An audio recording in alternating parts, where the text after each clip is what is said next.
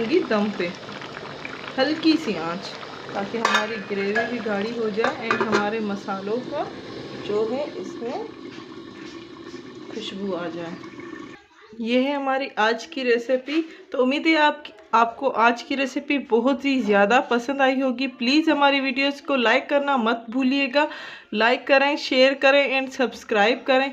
And अगर आप हमारी डिशेस ट्राई करते हैं तो प्लीज़ फीडबैक दिया करें, ताकि हमें पता चले कि आप हमारी यमी रेसिपीज़ ट्राई करते हैं। Thank you.